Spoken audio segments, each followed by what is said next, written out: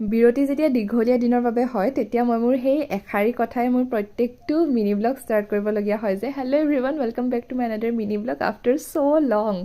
আচলতে এতিয়া মোৰ সেই বি এডৰ ইণ্টাৰ্ণশ্বিপ এক্সাম তেতিয়া নল ডেট এই গোটেইবোৰ একেলগে একেটা টাইমতে হৈ থকাৰ বাবে কোনোবাখিনিত মই সেই আগৰ নিচিনাকৈ সময়টো অকণমান নোপোৱা হৈছোঁ জানেনে, ভিডিঅ'বোৰ কৰিবৰ বাবে এডিট কৰিবৰ কাৰণে।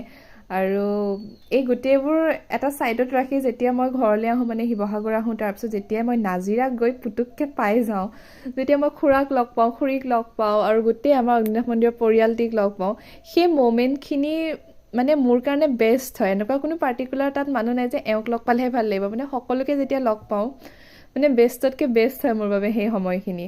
আহিলোঁ, সেৱা কৰিলোঁ, সকলোকে লগ পালোঁ। মই গৈ একদম চিঞৰি চিঞৰি মাতোঁ জানেনে সকলোকে যেতিয়াই মই আহোঁ। আৰু এই ভিডিঅ'টোতে মোৰ আৰু এষাৰ কথা ক'বলগীয়া আছে যে বহুতে হয়তো নজনাৰ বাবে মোক সোধে যে আজিকালি আমাৰ অগ্নিনাভ মন্দিৰত কিয় আগৰ নিচিনাকৈ শৰাইসমূহ ঘৰৰ পৰা আনিবলৈ দিয়া নহয়।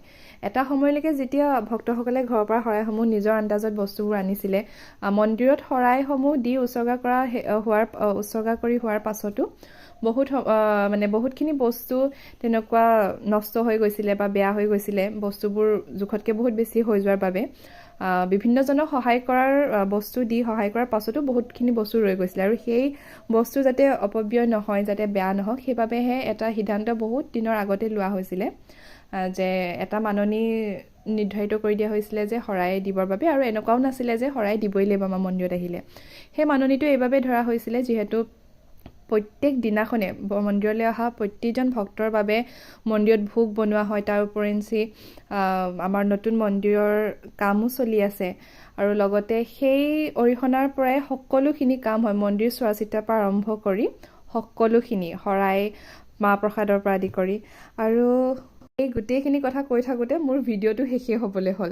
আশা কৰোঁ আপোনালোকে চাই ভাল পাব। এটা কথা কিন্তু মই ক'বই লাগিব যে I am so' Glade to have this family in my life. আৰু সকলোৰে লগত বহুত সময় লেকচাৰ দিলোঁ আজি। মই ভিডিঅ' ল'লোঁ, ফটোজো ল'লোঁ আপোনালোকৰ লগত, সেইকাৰণে এতিয়া শ্বেয়াৰো কৰিছোঁ। And yeah, that's all for today. Bye!